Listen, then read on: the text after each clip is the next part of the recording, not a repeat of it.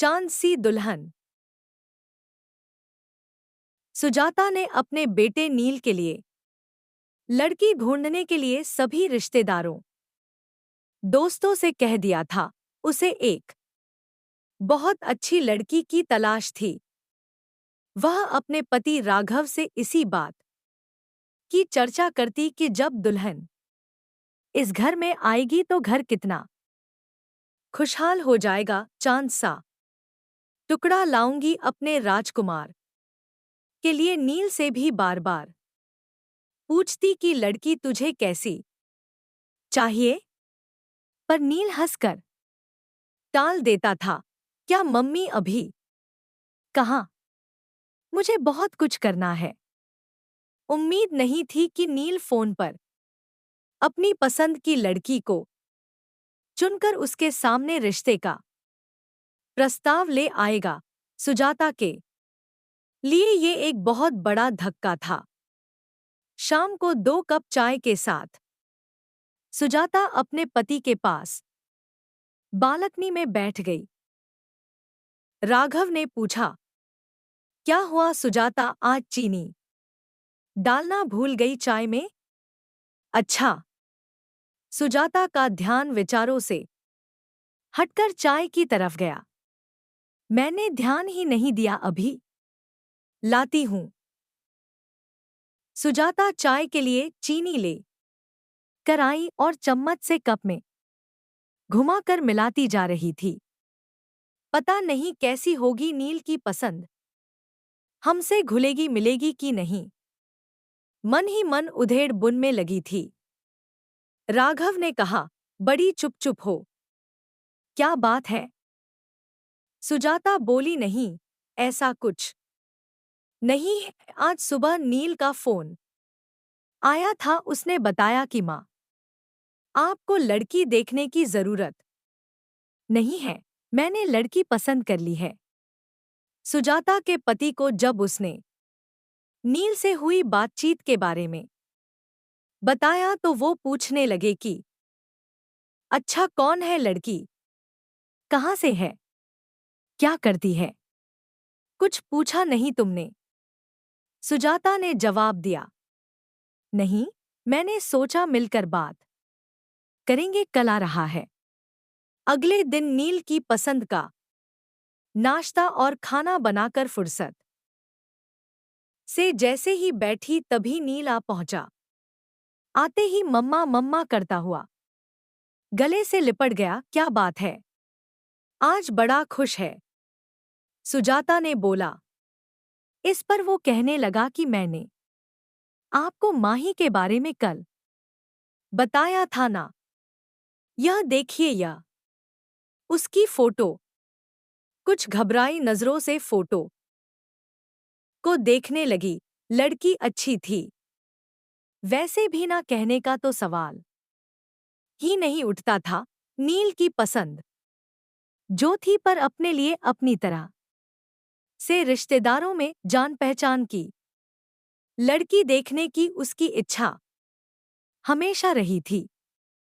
राघव ने सुजाता को इस बात के लिए पहले ही समझा दिया था कि नील को ही जिंदगी बितानी है, नील की पसंद ही माननी चाहिए। एक तरह से सुजाता भी अपने मन को समझा चुकी थी और अपने बेटे की खुशी में खुश रहना चाहती थी। कैसी है मम्मा? नील ने उत्सुकता से पूछा। प्यारी है बेटा, बहुत सुंदर और संस्कारी भी। कहाँ रहती है, क्या करती है? सुजाता ने जवाब देते हुए उससे कई सवाल कर डाले। माँ, मेरी कंपनी के पास एक कंपनी है, उसमें जॉब करती है। उसके घर में उसके मम्मी पापा और एक छोटा भाई है। आपसे मिलवाना चाहता हूँ। नहीं बेटा, तुमने पसंद कर ली तो हमने पसंद कर ली, उसके पापा ने कहा। उसके मम्मी पापा बात कर ले, फिर इस रिश्ते को आगे बढ़ाएंगे। नील को यह सुनकर बहुत अजीब सा लगा और वह अंदर ही अंदर घबराने भी लगा कि कहीं मेरे मम्मी पापा इस लड़की के लिए इनकार ना कर दें। खैर उसने किसी तरह खुद को संभाला और माही के मम्मी पापा का नंबर तुरंत अपने मम्मी पापा को दे दिया। कुछ दिन बाद दोनों का रिश्ता पक्का कर दिया गया। माही सांवले रंग रूप की थी, हाँ, आंखें जरूर बड़ी थी, लेकिन उसे देखकर सुजाता को लगा कि मैं तो इससे अच्छी ढूंढ कर लाती। गोरी चिट्टी पर मन महसूस कर रह गई, क्योंकि वो अपने बेटे की पसंद के आगे विवश थी। सगाई धूमधाम से हुई, शादी भी हो गई, पर सुजाता को चिंता थी कि कोई मेहमान बहू के सांवले रंग पर ना कुछ बोल दे। लेकिन उसने देखा माही के चेहरे पर एक मुस्कान रहती थी। दुल्हन थी माही, पर फिर भी सबका ध्यान रख रही थी। आपने पानी लिया? कुछ खाया? सब रिश्तेदार तारीफ करते नहीं थक रहे थे, पर माही ज्यादा बोलती नहीं थी। शायद उसकी आदत ही ऐसी थी, कम बोलना। सुजाता को माही से ज्यादा बातें करने का समय नहीं मिला। पहले मेहमान रहे, फिर वह हनीमून पर चले गए। वहां से लौटे तो दोनों की छुट्टियां खत्म हो गई थी और दोनों दिल्ली लौट गए। नील ने 2 कमरों का एक मकान किराए पर लिया हुआ था। माही और वह दोनों साथ ही निकलते थे। दोनों की कंपनी पास पास थी। फोन पर थोड़ी बहुत बात हो जाती थी, क्योंकि सुजाता को हमेशा राघव से माही की ही बात करनी होती थी। वह हमेशा कहती, माही शायद हमें पसंद नहीं करती। सुजाता को शिकायत होती थी कि वो दोनों घर नहीं आते। इस पर उसके पति राघव उसे समझा देते कि उनको छुट्टी नहीं मिल रही होगी। अभी शादी पर ली तो थी कितनी सारी छुट्टी, पर सुजाता के मन में एक डर था। बिना जान पहचान शादी हुई है। माही के कम बोलने की आदत की वजह से सुजाता और माही शादी होने के बावजूद भी एक दूसरे को ज्यादा करीब से नहीं जान पाए थे। एक दिन नील ने फोन किया और कहा, आप और पापा कुछ दिन के लिए आ जाओ। हम दोनों को छुट्टी नहीं मिल रही है, लेकिन आप लोग यहाँ आ जाइए, साथ मिलकर रहेंगे। सुजाता ने बहुत आनाकानी करते हुए मना किया, नहीं, अभी नहीं, फिर कभी आएंगे बेटा। लेकिन नील मानने को तैयार ही नहीं था। अच्छा, तेरे पापा से पूछ कर बताऊंगी। राघव के हाँ कहने पर सुजाता की खुशी बढ़ गई और उसने एक लिस्ट तैयार कर ली कि क्या क्या राघव के साथ वह बाजार से जाकर नील की पसंद का लेगी। माही की भी खाने पीने की पसंद उसे पता चल चुकी थी, इसलिए उसने लड्डू, पंजीरी और घर का भी काफी सामान बना लिया था और बाजार से भी उनके लिए शर्ट और सूट खरीद लाई थी। आखिर पहली बार बेटे और बहू के पास रहने जा रही थी। राघव और सुजाता टैक्सी करके दिल्ली पहुंच गए। सुजाता सोचने लगी, माही ऑफिस होगी, छुट्टी तो ली नहीं होगी, पर जैसी ही वह दरवाजे पर पहुंची तो दरवाजे पर ताला नहीं था। सुजाता को अच्छा महसूस हुआ। डोरबेल बजाते ही माही ने पैर छुए और नाश्ता और चाय लेकर आ गई। माही ने कहा कि आप नहा धोकर कपड़े बदल लीजिए, मैं थोड़ी देर में खाना लाती हूँ। सामने नया टॉवल रख दिया। ये देखकर राघव मुस्कुराए। थोड़ी टेढ़ी निगाह से सुजाता थोड़ी सी मुस्कुराहट के साथ नजरें नीची करके नाश्ता करने लगी। देखा, बहू कितनी समझदार है। राघव के ये कहने पर सुजाता कुछ नहीं बोली, कहती भी क्या। शाम को जब नील आया तो सब खुशी से मिले। सुजाता सामान दिखाने लग गई, सब खुश थे। नील, सुजाता और राघव बातें कर रहे थे। माही अपने इधर उधर के काम समेटने में लगी थी। बस एक छोटी सी मुस्कुराहट लिए रात का खाना बाहर से ही ऑर्डर कर दिया था। सबने मिलकर खाना खाया। खा पी कर सब सोने चले गए। माही ने 2 चादर, 1 जग पानी और गिलास सब रख दिया था। सुजाता को मन ही मन खुशी हो रही थी, जैसा उसने सोचा था। माही वैसी ही थी, घर को घर समझने वाली। अगले दिन ऑफिस था। नील बताता था कि दोनों कारण फ्लेक्स खा कर जाते थे। सुजाता ने सोचा उन्हें कंपनी में मिल जाता होगा खाना, इसलिए कुछ ज्यादा खा कर नहीं जाते। उसने सोचा क्यों ना मैं अपने राघव के लिए कुछ बना लूं। तभी माही की आवाज से उसका ध्यान टूटा। माँ, नाश्ता रेडीमेड है। ढोकला नील ने बाजार से ला दिया था। सुजाता ने देखा माही नया सूट पहनकर तैयार थी। ये वो सूट था जो सुजाता लाई थी। माही ने आगे बोला, खाना बना दिया है, खा लीजिएगा। अपने दिए सूट में माही को देखकर सुजाता को खुशी महसूस हुई कि माही ने दिए का मान रखा। सुंदर लगा रही हो माही, सुजाता ने धीरे से कहा और तुरंत बात पलट दी। अरे, मैं बना लेती नाश्ता। माही ने कहा, नहीं माँ, आप क्यों काम करेंगी। अच्छा, चलते हैं कहकर गले लगकर ऑफिस के लिए निकल गई।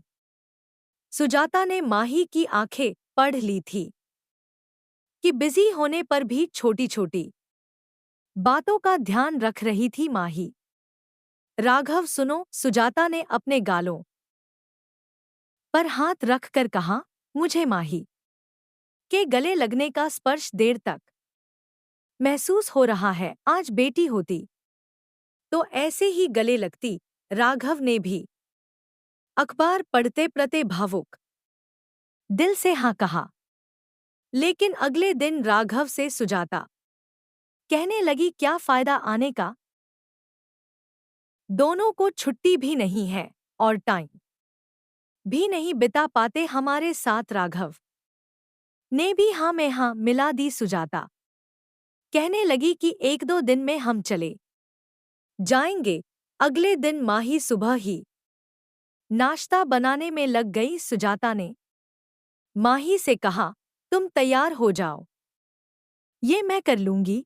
माही बोली, नहीं माँ, आज शुक्रवार है, हम दोनों ने छुट्टी ली है और शनिवार इतवार की तो छुट्टी होती ही है हमारी। 3 दिन आपको ये शहर घुमा देंगे। मन ही मन सुजाता मुस्कुरा रही थी कि बेटेबहू के साथ पूरा दिन बिताएंगे। चारों घूमने निकल गए।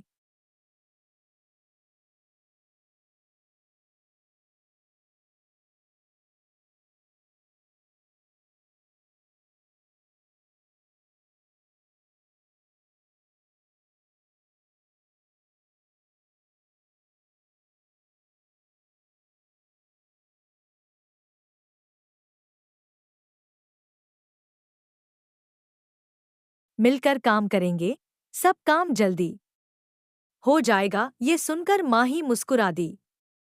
दोनों ने मिलकर नाश्ता बनाया और माही ऑफिस के लिए तैयार हो गई। नील और माही चले गए। सुजाता राघव से माही की तारीफ किए जा रही थी और राघव मुस्कुरा रहे थे। तुम वही हो जो माही के लिए इतना डरी बैठी थी। सुजाता धीरे से मुस्कुरा दी थी। शाम को नील और माही ऑफिस से आए। खाना खाते समय राघव ने कहा, नील हम कल जाने की सोच रहे हैं। नील ने कहा, अभी नहीं, अभी तो कुछ और दिन रुको। पापाजी, अभी तो खूब मन लग रहा है। आप अकेला तो महसूस नहीं कर रहे? नहीं नील बेटा, तुम्हारी मम्मी साथ है ना, तो दिन आराम से कट जाता है।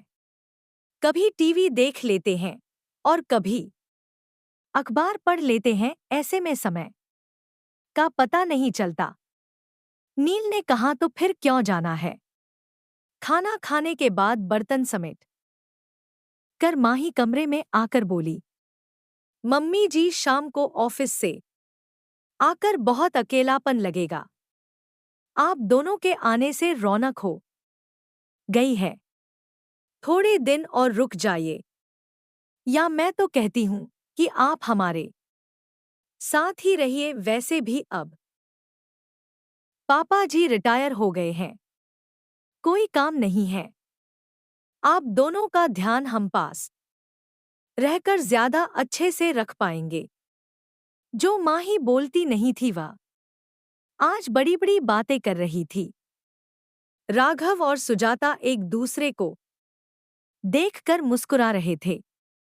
सुजाता ने माही के पास आकर उसका हाथ अपने हाथों में ले लिया, कहने लगी कि कितना ध्यान रखती हो तुम हम सबका।